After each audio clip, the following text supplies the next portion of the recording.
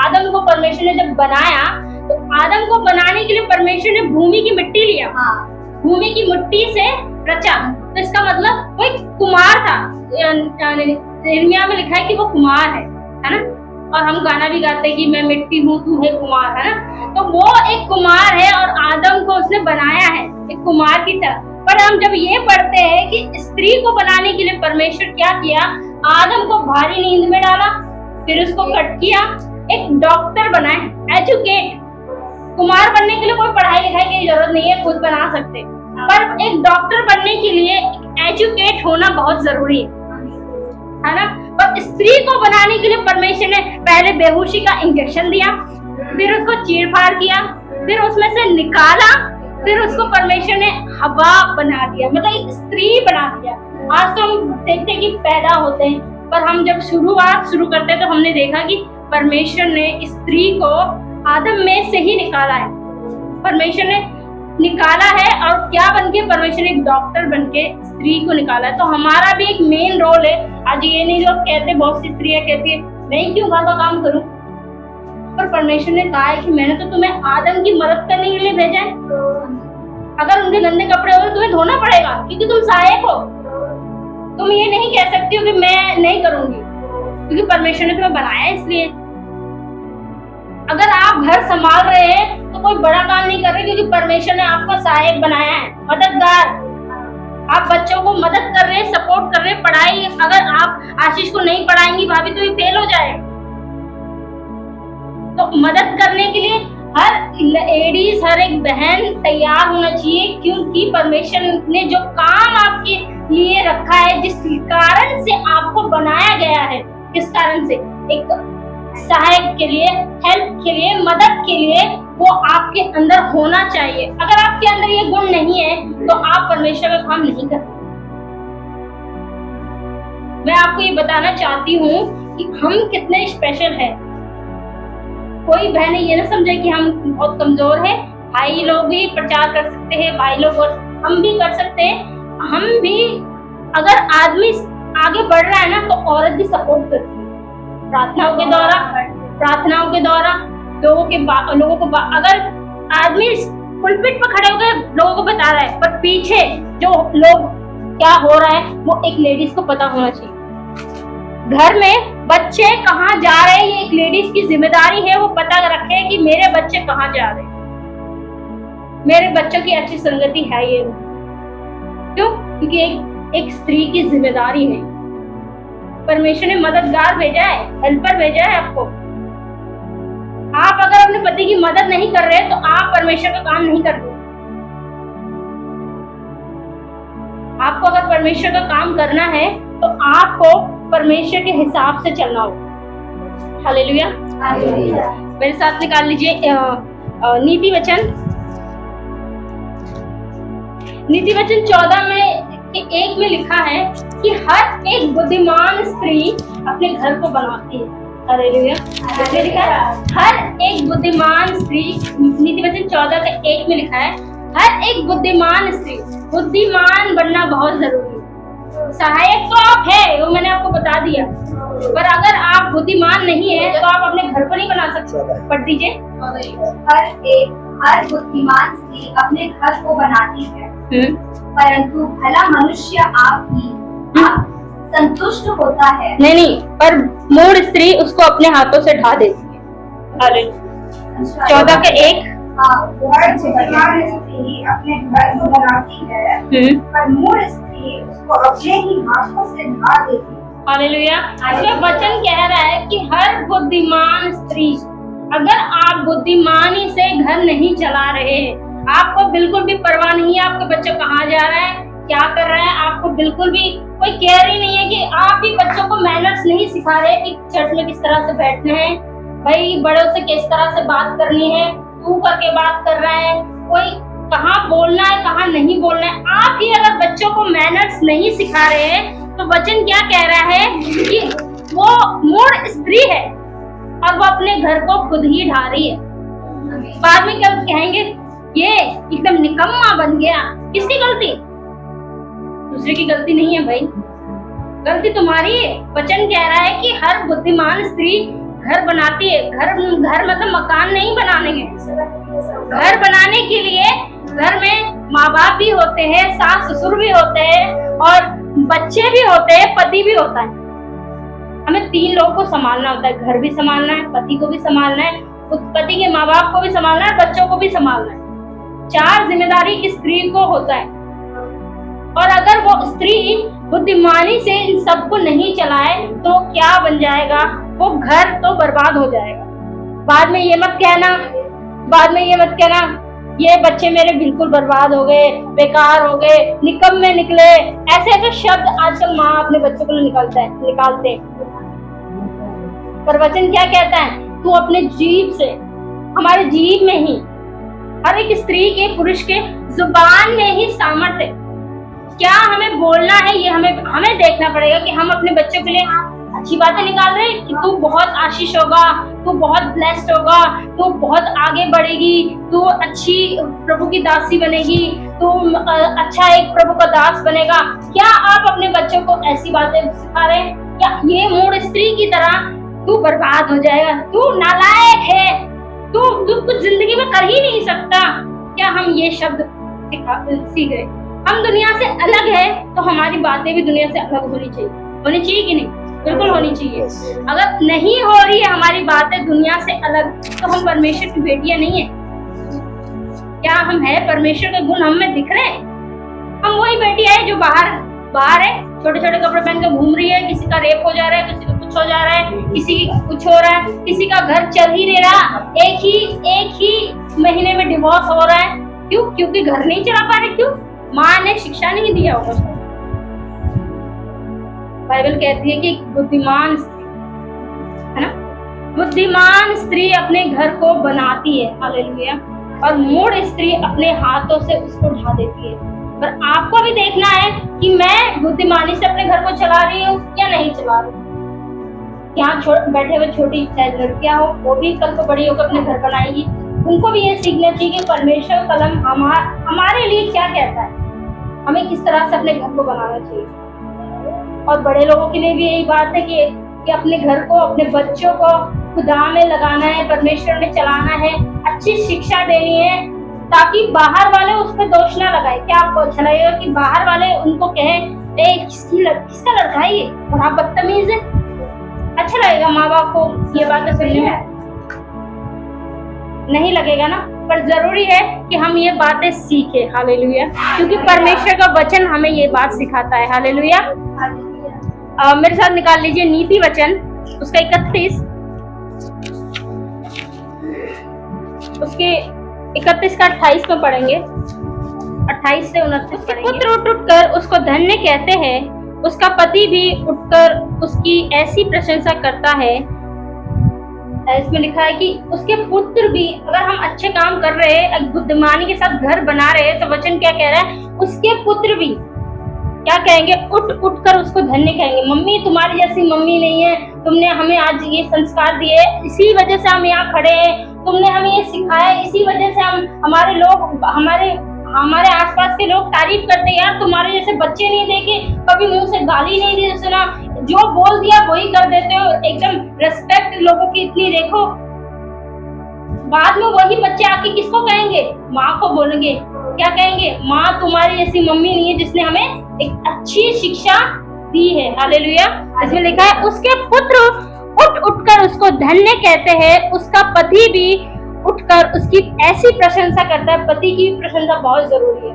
वो कहे कि मेरी बीवी जैसी बीवी नहीं है, अरे मेरी बीवी दुनिया में सबसे अच्छी है, मेरी बीवी हर एक चीज पर ध्यान रखती है, चाहे मैं घर पे हूँ ना हूँ, बच्चों का अच्छा ख्याल, मेरे माँ बाप का अच्छा ख्याल, मेरे पीछे से पूरा घर का ख्याल रख रही है, पैसों को उड़ा नहीं रही है, वो मेरे जिम्मेदारियों को, मेरी चीजों को, मेरी परेशानियों को सब कुछ क्या कर रही है, समझ रही है। तभी तो पति कह रहा है कि उसको उठ कर धन्य कह रहा है कि मेरी बीवी।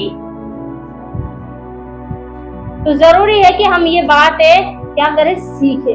क्यों है कि हमें ये बातें सीखे? क्या इम्पोर्टेंट है ये बातें सीखना? बहुत जरूरी है। इसमें लिखा है बहुत सी स्त्रियों ने अच्छे काम तो किए हैं, परंतु तू उन सबों में श्रेष्ठ है। हालेलुया।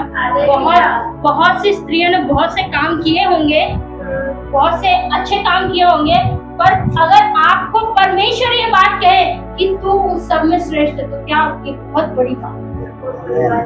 परमेश्वर का वचन कह रहा है बहुत सी स्त्रियों ने बहुत से अच्छे अच्छे काम किए हैं, परंतु तू उन सबों में श्रेष्ठ है। परमेश्वर तभी तो कह पाएगा मैंने एक ऐसा सहायक बनाया था जो सच में, वो हमें बनाने से क्यों बचता है। मानते हैं कि हवा के कुछ करने की वजह से गलतियां हुई, पर एक स्त्री के द्वारा उद्धार भी आया है, मरियम के द्वारा यीशु मसीह भी आया है। स्त्री को भी परमेश्वर ने वो दर्जा दिया है, वो हमसे भी प्यार करता है। हम बाइबल में कई जगह पढ़ सकते हैं कि एक स्त्री के विषय में परमेश्वर ने स्त्री को चुना अपनी महिमा के लिए। हम रूथ के बारे में पढ़ सकते हैं, एस्तर के बारे में पढ़ सकते हैं, एबिगेल के बारे में पढ़ सकते हैं, कैसे परमेश्वर ने इन स्त्रियों को इस्तेमाल किया। मरियम के बारे में, मगदली मरियम के बारे में, और भी सारी नए नियमित स्त्रियों का नाम है, जिक्र है। हम उन स्त्रियों में क्या गिने जा रहे हैं? क्या हम स्त्रियों में बहुत सी स्त्रियों का काम करें? क्या हम श्रेष्ठ बन रहे कि परमेश्वर हमसे कहे कि ए मेरी बेटी, बहुत से बेटियों ने अच्छे काम किए हैं, पर तू तो उसमें भी सबसे श्रेष्ठ निकल गई। हालेलुया। श्रेष्ठ बनने के लिए क्या कर सकते हैं? बुद्धिमानी से अपने घर को बुलाए, परमेश्वर ने जो आज्ञा दी है उसके अनुसार चले, क्योंकि परमेश्वर ने हमें सहायक बनाया तो मदद करे। घर को बनाए, क्योंकि अगर घर ही नहीं बनेगा तो कैसे वो प्रभु में चलेंगे। घर की स्त्री अगर बच्चों को, पति को सपोर्ट ना करे प्रभु में चलने के लिए, तो कैसे घर चलेगा। आज वो नखरे दिखा रही है, मैं नहीं खाना बनाऊंगी, मैं तो आज संडे, आज मैं लेट उठूंगी, तो क्या पति चला जाएगा चर्च? अगर तुम उससे कपड़े धो के नहीं दे रहे हो, तो क्या वो गंदे कपड़े पहन के चला जाएगा? तो बहुत जरूरी है स्त्री जो है अपने घर में एक अच्छा रोल, एक अच्छा एक पॉजिटिव वो छोड़ जाए कि कल जब आप मरेंगे सभी, जैसे इन्होंने बताया कि मरेंगे सभी स्वर्ग में, चाहे एक तरफ इधर होंगे, एक तरफ बाई तरफ होंगे, मरेंगे सभी, पर आपका जो छाप आप छोड़ के जा रहे हैं, आपका छाप क्या है? आपके बच्चे, जो आपके छाप आप छोड़ के जा रहे हैं, क्या वो आपकी छवि दिखा रहा है?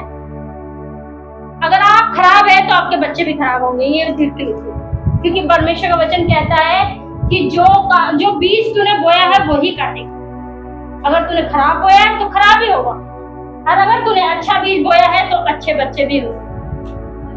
और ये जरूरी नहीं है कि ये लेडीज के लिए ही है कि बहुत सी स्त्रियों ने अच्छे काम किए। बाइबल बताते हैं कि मसीह में हम सब क्या है? मसीह की दुल्हन है। हालेलुया। ये सिर्फ स्त्रियों के लिए नहीं है, भाइयों के लिए भी है। बहुत से भाइयों ने अच्छे अच्छे काम तो किए होंगे, क्या आप उन सब में श्रेष्ठ काम कर रहे हैं कि प्रभु आपसे कहे ये मेरी दुल्हन सबसे श्रेष्ठ है? क्या आप वो वाली काम कर रहे हैं जो परमेश्वर मेरी भाई ये वाली मेरी दुल्हन ने सबसे श्रेष्ठ काम करा? बहुत सी स्त्रियों ने बहुत से काम किए होंगे, है ना? हालेलुया।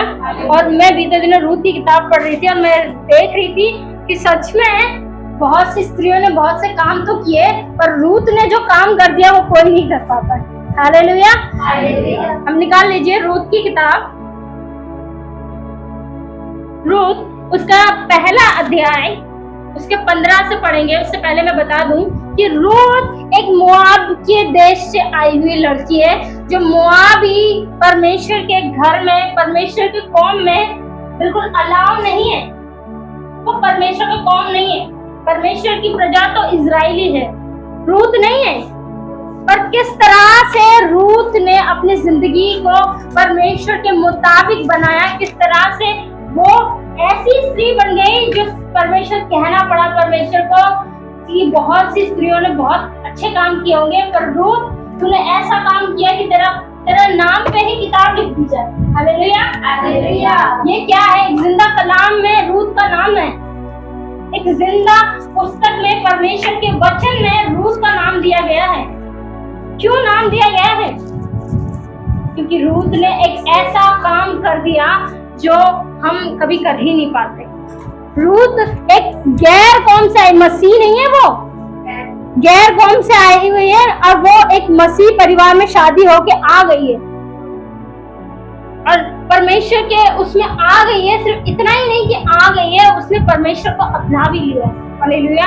और वो बातें सीख गई जो वो बाहर नहीं सीख पाई, वो अपने घर में सीख पाई। कैसे सीख पाई? शायद नौमी की वजह से सीख पाई होगी। अपने सास से उसने सीख लिया कि कैसे अपने घर को चलाना है। हालेलुया। उसका 15 में लिखा है, पढ़ दीजिए, रूत 1:15। उसने कहा, देख तेरी जिठानी तो अपने लोगों और अपने देवता के पास लौट गई है, इसलिए तो अपनी जिठानी के पीछे लौट जा। हालेलुया। अब रह गए घर में दोनों बेटियां, दोनों बहू और सास रह गई है और बाकी कोई उस घर में जेंट्स नहीं है। उसका ससुर डेथ हो गया है, बड़े भाई की डेथ हो चुकी है, उसका खुद का पति भी मर चुका है। हालेलुया। एक ऐसे सिचुएशन में जब उसका खुद का पति नहीं है, अब घर में कमाने वाला आदमी ही नहीं रहा, अब इस सिचुएशन में रूत की जो सास है उसने एक स्टेप लिया। उन्होंने कहा अब मैं क्या करूंगी, अपने गांव वापस चली जाऊंगी, अपने शहर वापस चली जाऊंगी।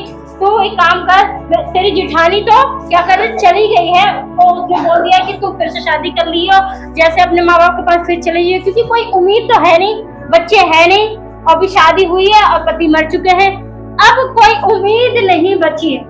पर रूत को देखो, जब मैं रूत के विषय में पढ़ रही थी तो मुझे इतना अच्छा लगा कि जहां उसको कोई उम्मीद नहीं दिख रही है, जहां उसको कुछ लग नहीं रहा कि मेरे सास के साथ रहने से मेरा कुछ भला होगा, सास मुझे क्या देगी, मैं एक जवान लड़की, मैं अभी जाके कहीं शादी कर सकती हूँ, मैं अपने माँ बाप के साथ जाके फिर से रह सकती हूँ। सास ही खुद दिमाग दे रही है कि जा तू शादी कर ले, तेरा घर बसे, तेरा बच्चे हो, तू चली जा, क्योंकि मेरे पास तो कुछ नहीं है।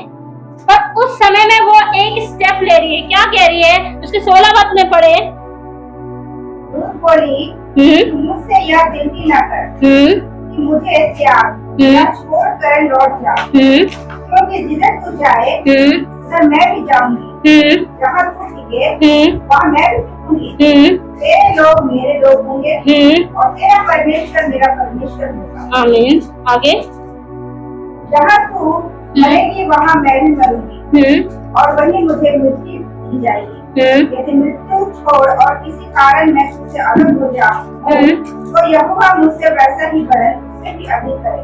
आमीन। इसमें लिखा है कि उसने एक फैसला लिया, बंद कमरे में, कोई नहीं था उनके बीच में, एक बंद कमरे में अपने सास के साथ तो कोई भी वो नहीं होता, माँ के साथ रहना हो तो सब तैयार है, पर सास को प्यार करने के लिए वो नहीं होता।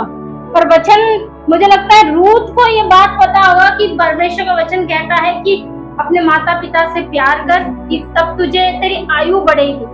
और एक स्त्री का जो शादी होने के बाद एक जो परमेश्वर ने आदम में से ही निकाला गया है, वो उसके घर में उसको भेज देता है परमेश्वर, और उसके माँ बाप हमारे माँ बाप हो जाते हैं। तो परमेश्वर वहाँ एक रिस्पेक्ट की बात कहता है कि अपने माँ बाप की क्या कर, आदर कर। हालेलुया।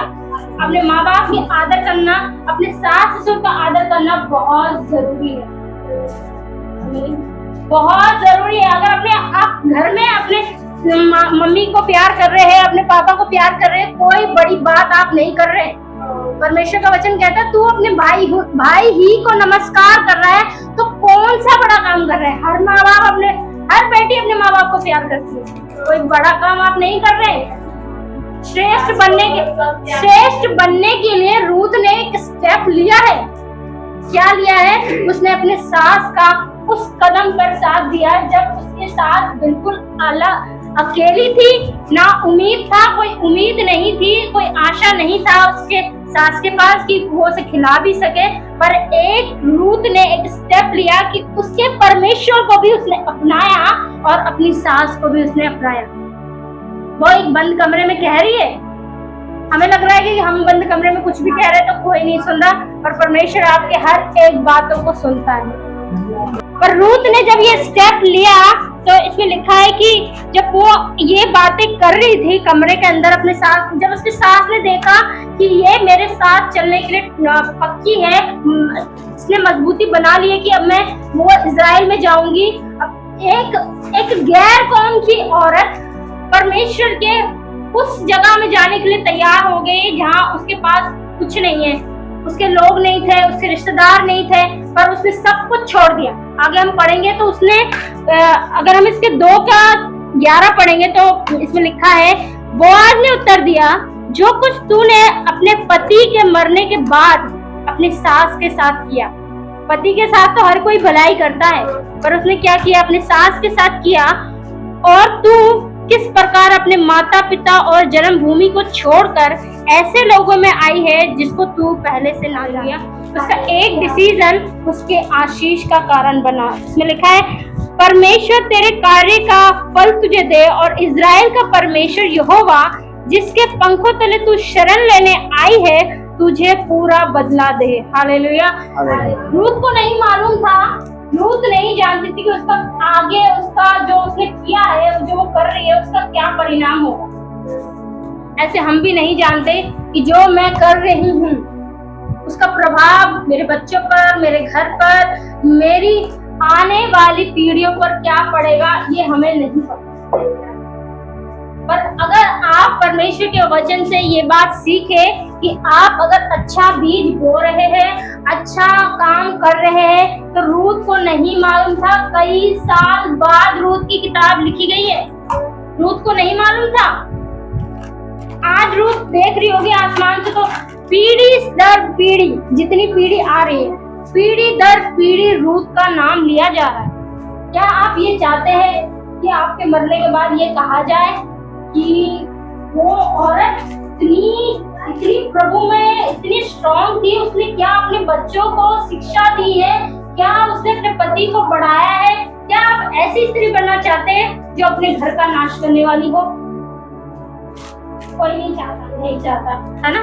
कोई नहीं चाहता कि हम एक ऐसी स्त्री बने जिससे मरने के बाद ये, अरे अच्छा है मर गई, बहुत खड़ूस थी, अपने बच्चों को नहीं संभाल पाई, बच्चे कैसे खराब हुए चले गए, पति कैसे बेकार हो गया, शराब पीने लग गया, कहाँ पड़ा रहता है, कैसी स्त्री थी। क्या कोई आपको ये कह के याद करे?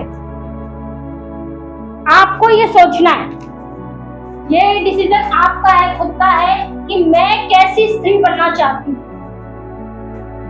मैं एक कैसी स्त्री बनना चाहती हूँ, चाहे वो पुरुष हो चाहे वो स्त्री हो। ये बात हर पुरुष के लिए भी है कि वो सोचे, क्या मैं मसीह की दुल्हन कैसी बनना चाहती हूँ, मैं मसीह की कैसी दुल्हन बनना चाहती हूँ, एक अच्छी दुल्हन या एक स्वाभाविक बेकार दुल्हन।